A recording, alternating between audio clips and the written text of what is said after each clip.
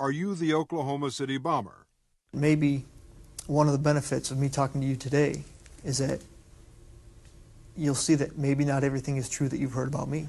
On the morning of April 19, 1995, a decorated Gulf War combat vet blew up the federal building in Oklahoma City using a truck bomb that he didn't build in a Ryder truck that he didn't rent with the help of a passenger who didn't exist. Having just gotten away with the largest act of terrorism on U.S. soil to date, the Fort Bragg-trained Special Forces Sheep Drip Dropout blended in with the crowd by making his getaway in a car without a license plate and was immediately pulled over. The ATF was the supposed target of the attack, but luckily all of their agents were out of the office that morning. Later that day, the president boldly declared, "We will find the people who did this. And when we do, justice will be swift, certain, and severe." Except for John Doe number 2. John Doe number 2. John Doe number 2. Who, according to the FBI, never existed. In McVeigh's unprecedented 3.5-week trial, the prosecution didn't show the CCTV footage of him and John Doe number 2 parking the Ryder truck. Didn't explain why 24 separate witnesses mass hallucinated the existence of John Doe number 2. Didn't explain why the government was testing truck bombs and the Army was storing Ryder trucks at Camp Gruber right before the bombing, and didn't talk to the FBI informants who blew the whistle on the plot. But they did collaborate with the CIA, and they did convict McVeigh as the lone wolf bomber and Terry Nichols as his bomb-constructing accomplice. Still, a bunch of crazy conspiracy theorists, including 300 bombing victims, insist on talking about facts and evidence and refuse to simply believe what they've been told a million times by people in tailored suits with well-coiffed hair. They quote the U.S. Army Brigadier General and the FBI crime lab whistleblower and the inventor of the neutron bomb who point out the physical impossibility that the Ryder truck bomb did the damage to the building, but that doesn't matter because if there were other bombs in the building that day, we would have heard about them. The second explosive was found and defused. I think he said another bomb. The Justice Department is reporting that a second explosive device has been found.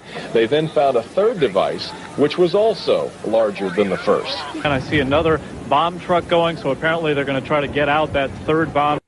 The FBI claims to have lost the footage showing McVeigh and John Doe number 2 parking the truck in front of the Murrah building that morning, but that's understandable because the Bureau has a lot of important evidence to store.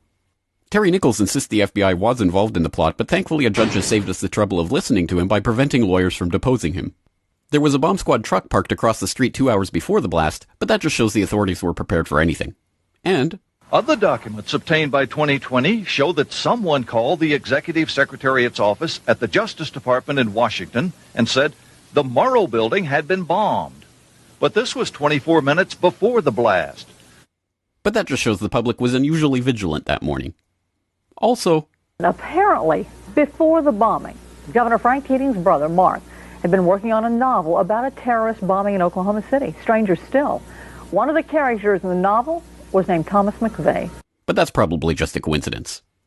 McVeigh wrote a letter to his sister where he admitted to being a secret Special Forces operative, and he complained to friends of the pain in his ass from an Army-implanted microchip, but that's crazy because if he didn't actually leave the Army in 1991, there would be proof of that.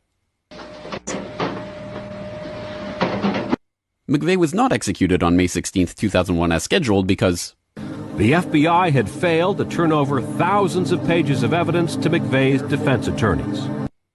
But the execution went ahead on June 11th. In a highly unusual and secret agreement, no autopsy was performed. One witness said he was still breathing, and the prison officials admitted his hearse was a decoy. Then, the case was officially closed. And if you question any part of this story, you are a paranoid, wingnut, birther, truther, tenther, prepper, conspiracy loon who'd bring up any of these points ever again. Ever. This message has been brought to you by the friends of the FBI, ATF, DOJ, CIA, SPLC, MSM, and the U.S. Army. And remember, ignorance is strength.